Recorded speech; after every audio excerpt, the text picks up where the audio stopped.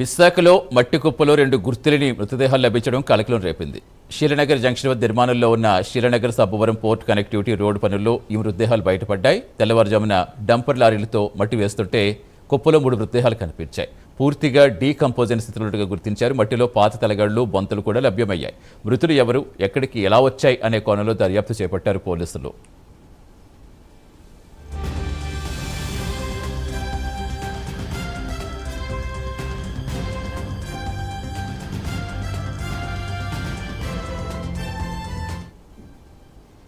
Gajuwaka police station limits Sheela Nagar junction నుండి మన ఎయిర్పోర్ట్కి అది పోర్ట్ రోడ్డుకి వెళ్ళే దారిలో జస్ట్ జంక్షన్ నుంచి 50 మీటర్ దూరంలో రోడ్డుకి లెఫ్ట్ సైడ్ అండి.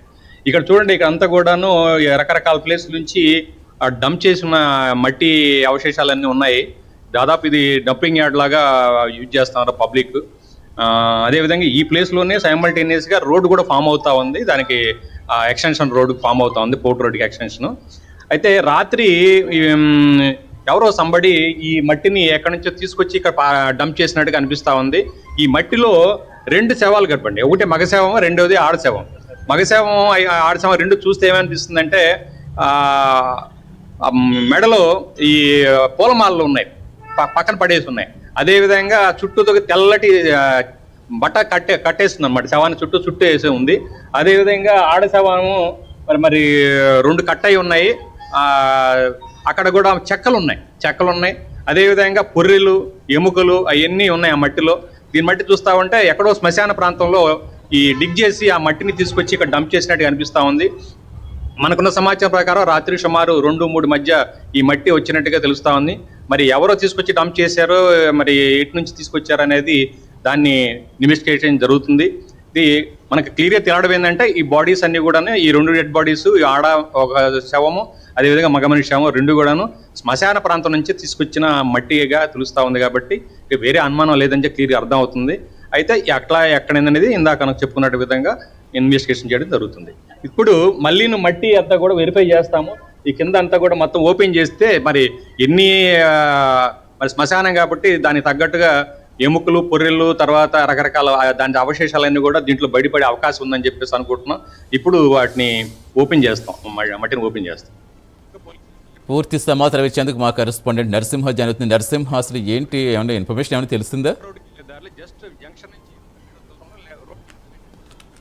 రైట్ సతీష్, ఏదైతే విశాఖ గాజువాక పోలీస్ స్టేషన్ పరిధిలో శీలానగర్లోనైతే తొలుతగా 3 మృతదేహాలు అనుకున్న నేపథ్యంలో 2 ఆడ మరియు ఒక ఆడ మరియు మగ మృతదేహం అయితే లభ్యమైనట్లు కూడా స్థానికులు గుర్తించగా ఒక్కసారిగా స్థానికున్నటువంటి పోలీసులకు సమాచారం అందించారు. ఘటనా స్థలానికి చేరుకున్న పోలీసులు అయితే హుటాహుటిన వాటిని అయితే పరిశీలించగా వాటిలో ఒక ఆడ మృతదేహం, ఒక మగ మృతదేహంగా ఉన్నట్లుగా భావించారు. వాటిలో కూడా ఏదైతే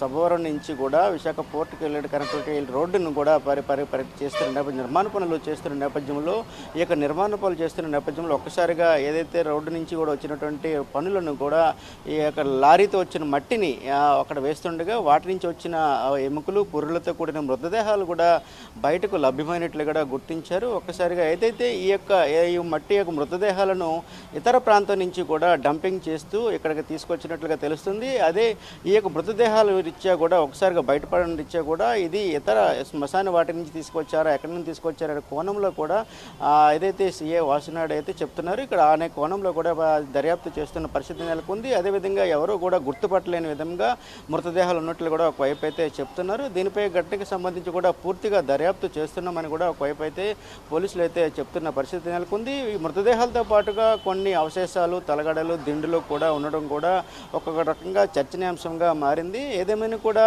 ఈ యొక్క మృతదేహాలు ఒక్కసారిగా రోడ్డు నిర్మాణ పనుల్లో బయటపడడం పట్ల కూడా స్థానికులు అటు కూడా ఒక్కసారిగా ఆశ్చర్యం వ్యక్తం చేస్తున్న పరిస్థితి నెలకొంది. Satish, right, thank you Narasimha.